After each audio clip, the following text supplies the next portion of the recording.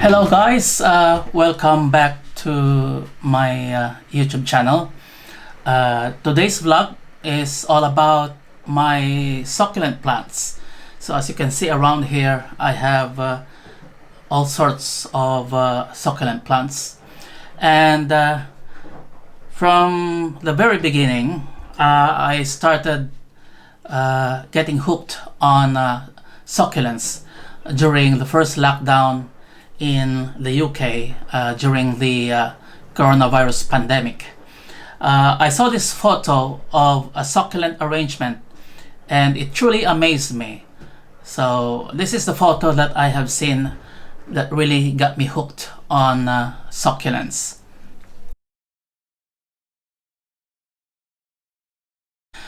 Succulents are made for people who are having a very busy lifestyle and have no time to look after the plants, or they end up neglecting the plants, because these plants have a drought tolerant nature. So why are succulents very popular? There are four reasons. The first reason is they have unique shapes and colors. And number two, they are easy to propagate. Number three, they are tolerant to drought. And number four, they are very easy to grow. Since I live in the UK with cold winters, I keep my succulents indoors in our conservatory and windowsills. But not all succulents are suited for indoor growing.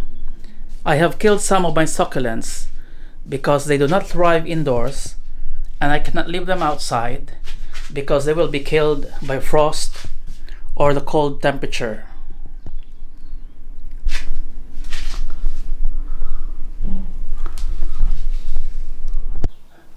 So in case you decide to plant succulents, especially indoors, considering that we usually have winter in the UK, so what attributes in a succulent should you look for when you decide to plant them? First reason, they should be tolerant to low light. And secondly, they should be slow growing succulents. Thirdly, they should be green. And fourth reason, they should be branchy or trailing. So when you decide to plant succulents, it's not simply putting them in a pot with soil.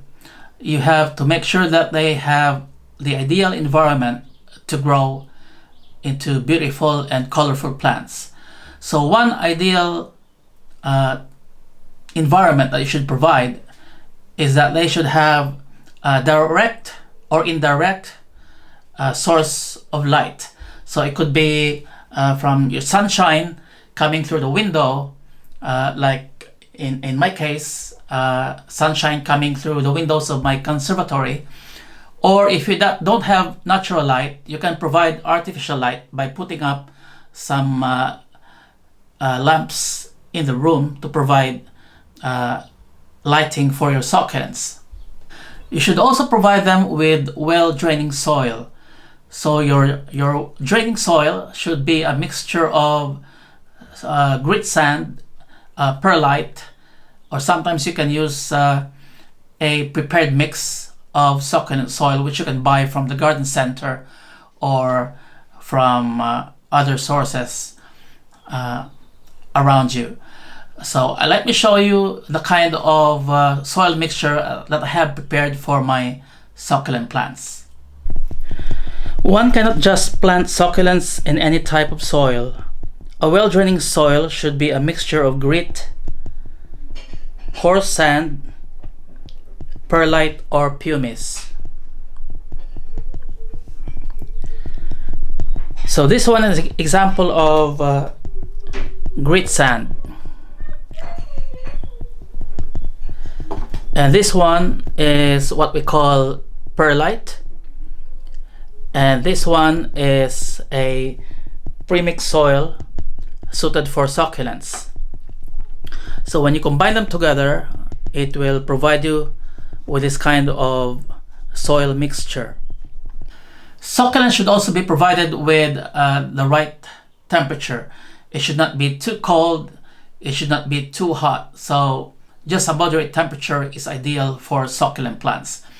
And you should also provide an open airflow for your succulents.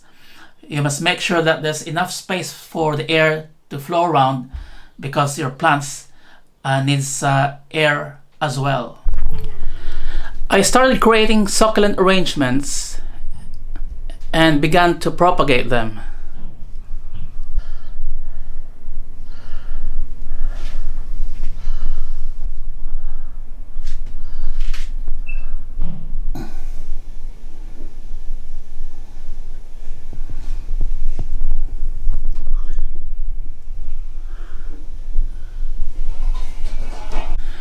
This one is my succulent arrangement of the manger last Christmas. Most of my succulents are grown from small pups or baby plants instead of buying them as grown-up plants. Here is my propagator with succulent pups and babies. I grow them from leaves that break or fall off from the mother plant. So as you can see, small baby pups are growing out from the leaves.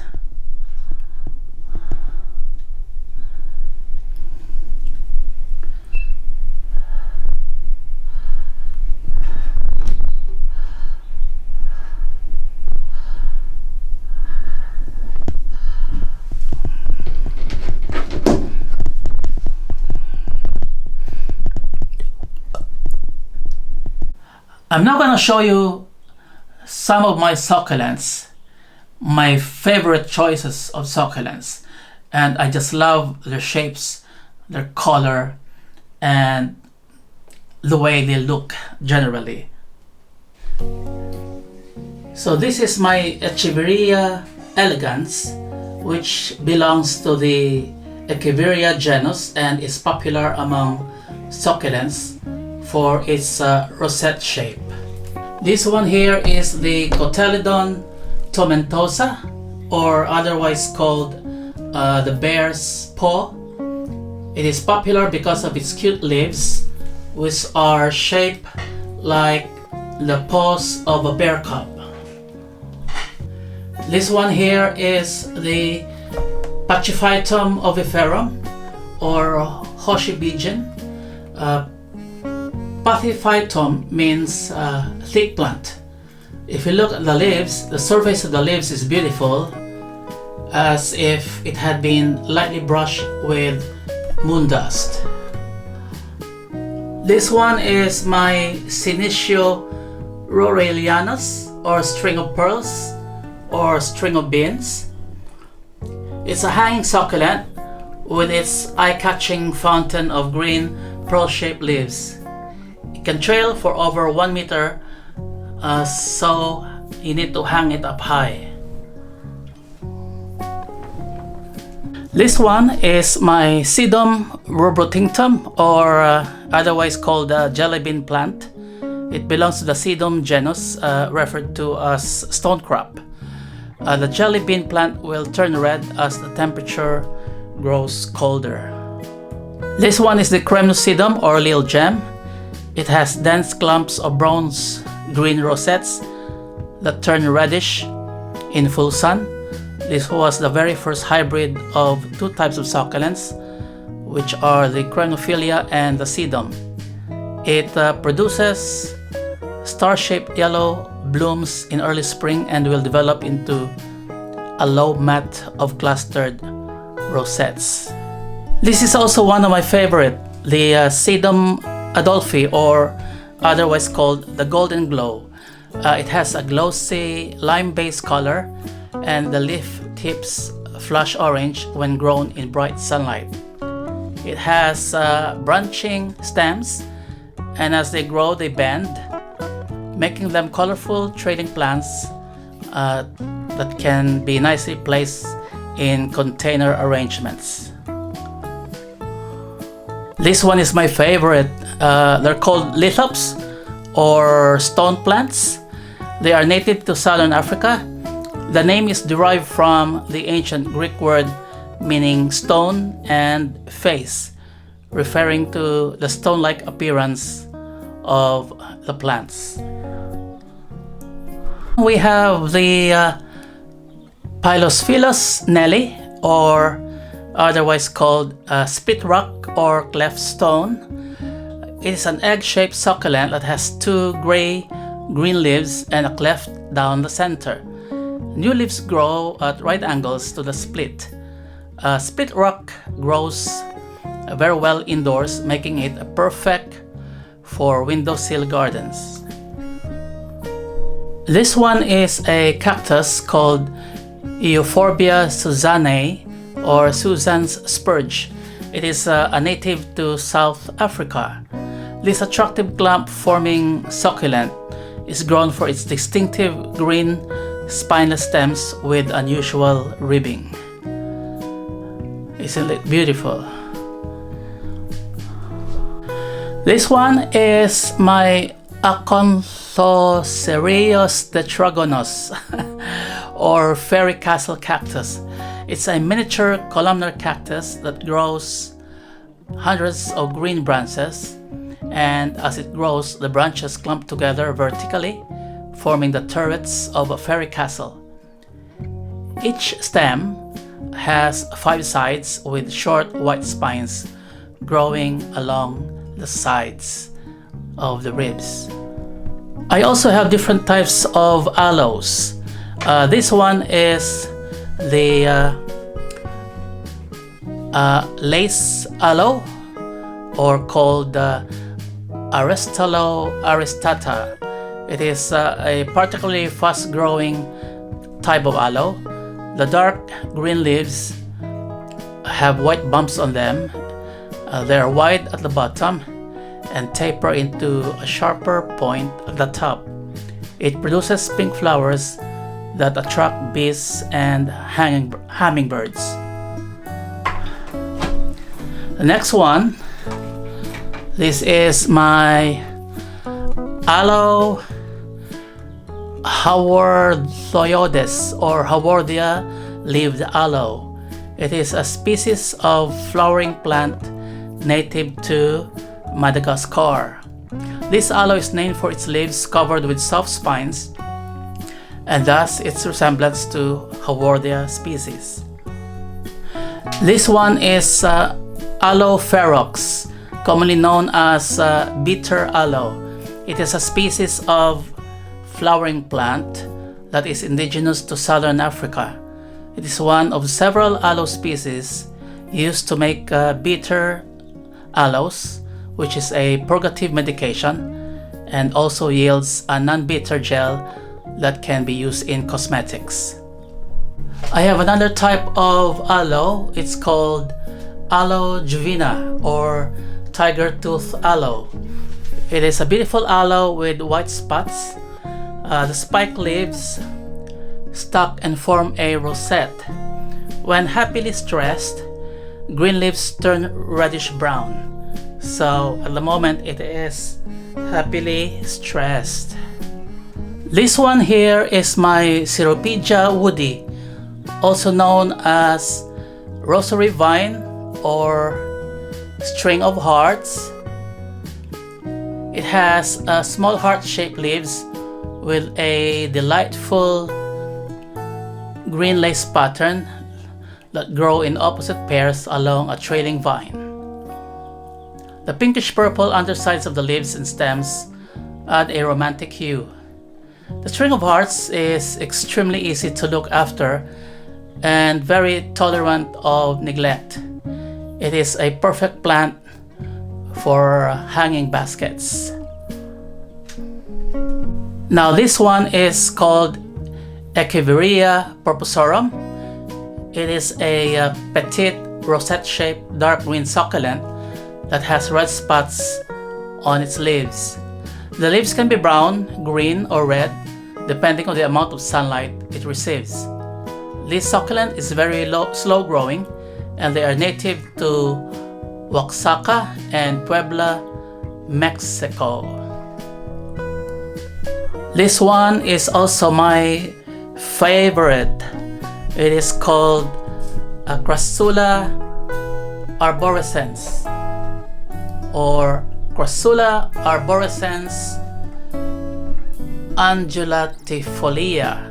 It's also called the ripple jade. It is a succulent variation of a traditional jade plant and has thin, wavy leaves.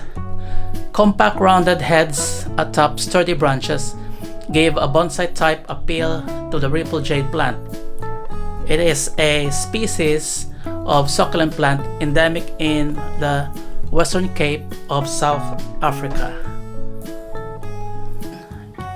Then we have here the Krasula perforata or string of buttons. It's also called necklace vine or pagoda plant.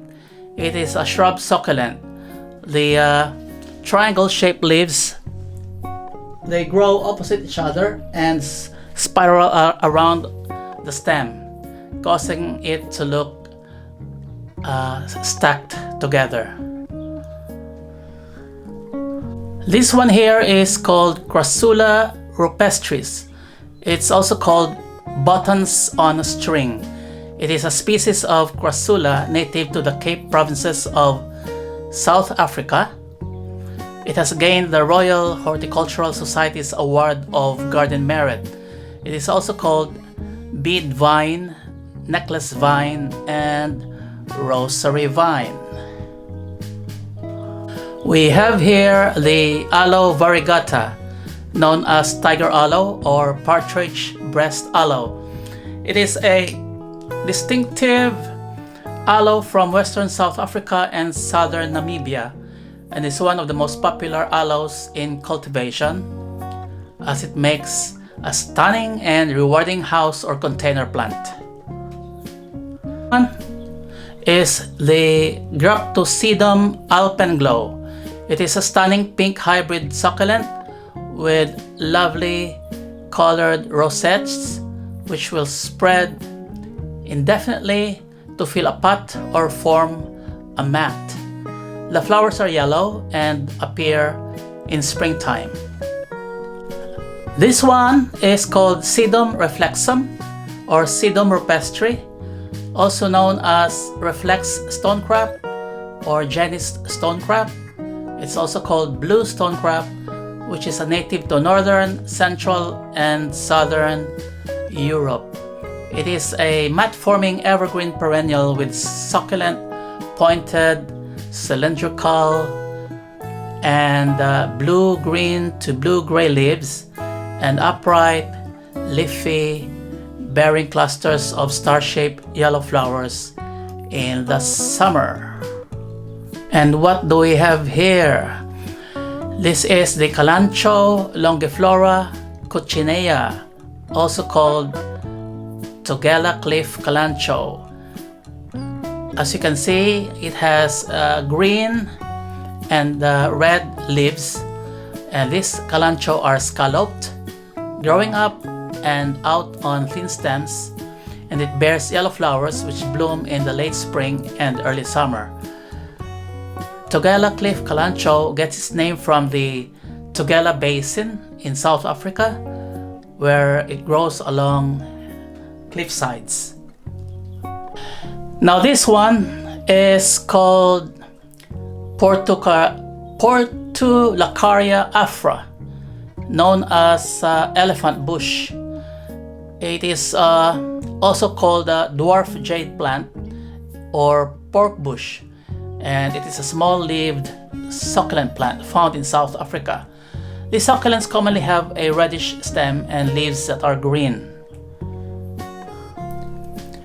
When the succulent bush is still a baby, this is how it looks like. Still very cute. But when it grows up, it turns into this, which you can basically hang up high. The African bush has a variegated version. So when we say variegated, it has some sort of different variety. Okay, it has been developed by horticulturists. So this is still a baby variegated African bush, but when it becomes more mature, it becomes into this African bush.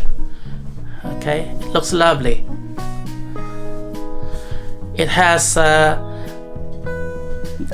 light green and yellow leaves compared to the elephant bush, which is mainly green in color.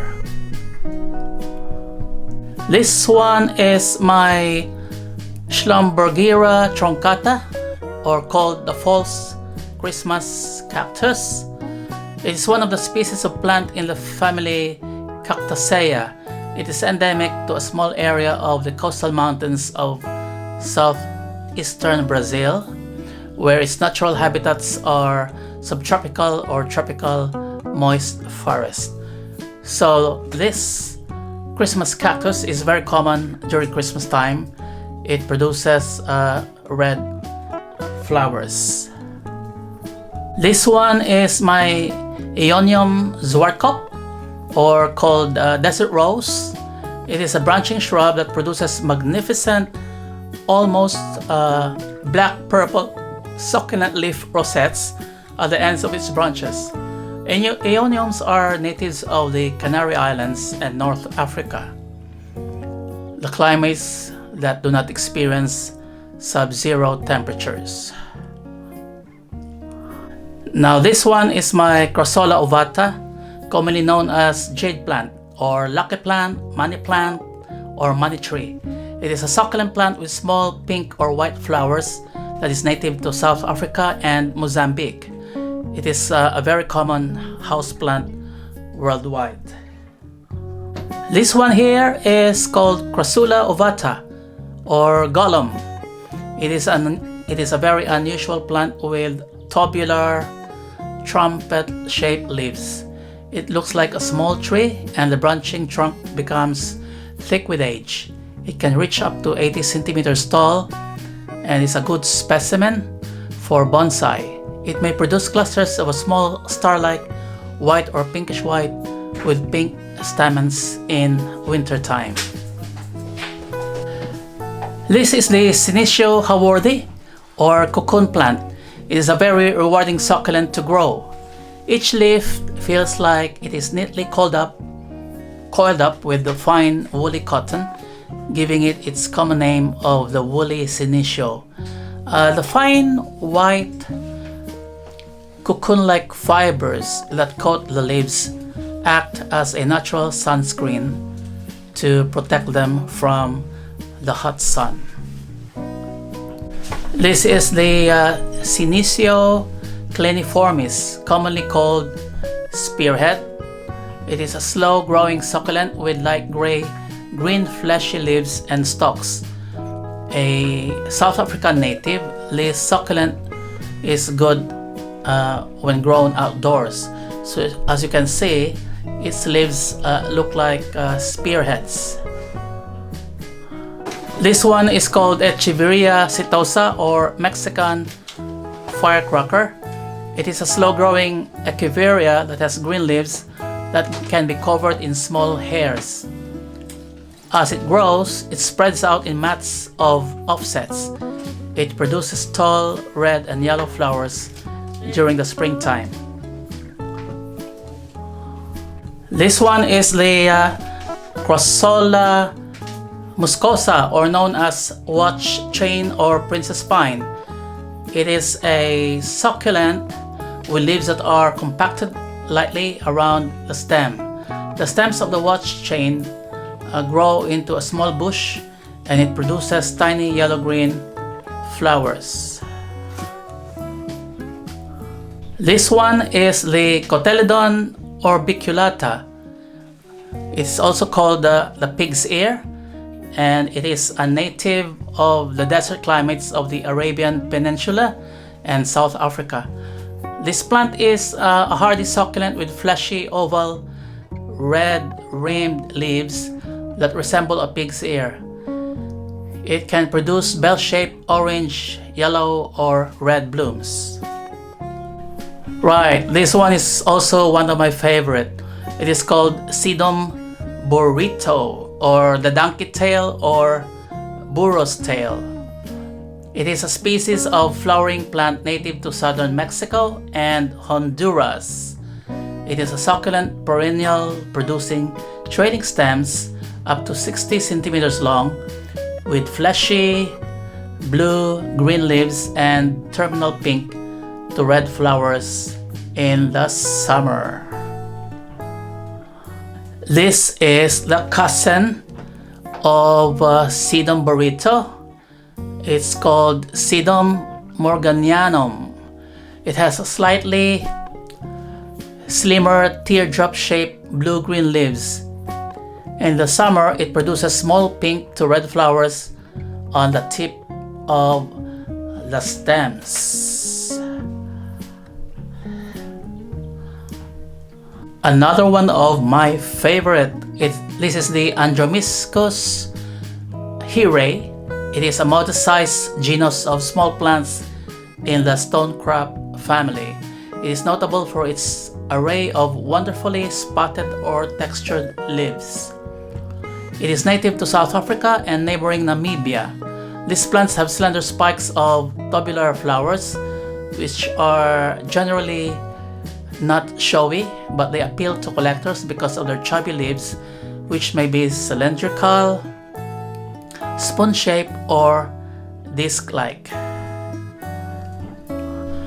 This one is the Sinisiohawardi or Curio repens. It is a succulent endemic to the Western Cape province of South Africa. It is typically found growing in rocky sandstone slopes, commonly named blue chalk sticks, as you can see on the leaves, and it is used as an ornamental plant. This one is my Echeveria Polidonis. It is a Mexican species, well loved for its form, colors, and ease of growth. This slow grower has blue-green oblong leaves that are slightly cupped to form a tidy rosette. These leaves are also covered in dusty silvery wax called farina. When grown in bright sunlight, the leaves of this Equiviria have a fine crimson outline that contrasts with its soft blue tones. It sends up a tall bloom stalk from which dangle butter yellow bell-shaped flowers.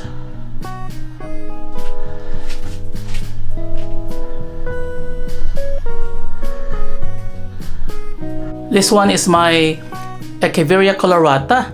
It is a frosty mint green rosette with pink flushing at its tips. This species is native to Jalisco, Mexico. After several years of growth, it can reach up to about 8 inches in diameter, at which point it sends out offsets and develops into a massive clump. This is an easy to grow succulent and will sprout yellow-orange bell-shaped flowers on a bloom stalk up to 18 inches tall. It has powdery, waxy substance on its leaves called farina. We have here the Carbobrutus edulis. It is a ground-creeping succulent plant native to South Africa. It is also known as Hottentot fig, or it's also called ice plant, highway ice plant, or pig face. And in South Africa, it is called as the sour fig. This one is the Kalanchoe delagoensis, commonly called mother of millions, or chandelier plant. It is a succulent plant native to Madagascar. It is able to propagate from plantlets that develop on its leaf margins. So it's quite a tall succulent plant. This one is the African spear plant, or Sansevieria cylindrica. It is known as the cylindrical snake plant, and it is a succulent that consists of upright gray-green striped leaves. The leaves are cylindrical in shape but narrow to a point at their tips. When grown in optimal conditions, African spear plants might send up a long flower spike from their center that's full of tiny, delicate white blooms. This is the Kalanchoe degremontiana, commonly called mother of thousands, or it is also called alligator plant or Mexican hot plant. It is a succulent plant native to Madagascar. It can propagate from plantlets that develop on its leaf margins. This one is Succulenta trichotocephala. It is a plant habitual to subtropical or tropical dry lowland grass. This plant is threatened by habitat loss. However, having these natural beauties in your garden is an absolute pleasure. The beautiful pink stranded flowers are enough to lure anyone, and hence must be considered by everyone who is a nature lover and considers saving threatened species as a priority. This is Crasula Buddha's Temple. It is a very unusual eye-catching plant with upward-facing leaves that resemble a Chinese temple. They have a powdery coating which is rubbed off by water or touch. It is a mature plant that may bear pink flowers in summer, and it will reach around 15 centimeters tall. This is the Equiviria Fabiola. It is a striking sea-green rosette with extra thick leaves. The foliage is keeled, and both the margins and keels are highlighted with a fine reddish line. This plant variety is a hybrid of Echeveria purpurorum and Echeveria derenberegi, and it has lovely yellow-red flowers. It's blooming at the very moment. This one is the Sinisiohawardi, commonly known as the succulent bush sinisio or lemon bean bush. It is a species of flowering succulents that is native to southern Africa, and it was named after Barberton, which is a South African town situated near the Barberton mountain range. So I hope you have enjoyed watching this video, and hopefully my video would inspire you to start growing your own succulents. And if you have any questions, feel free to comment in my video, and don't forget to subscribe and click the notification bell so that you would be notified if I have a new video coming up. So even though you are in the United Kingdom, wherein the weather is cold, especially during winter, you can still start your succulent planting indoors. It's either by the windowsill, in your conservatory, or even in your living room, as long as you have artificial lights or natural light coming from the window. So planting succulents is a very satisfying and refreshing experience. It relieves your stress, it gives you a much better outlook in life, and it's nice to see something green and colorful inside your house. So I wish you could start planting any types of plants. You may call yourself a budding plantito or plantita, but nevertheless, I tell you what, succulents are really, really wonderful. So I hope you have enjoyed this video. So keep the faith, and God bless us all.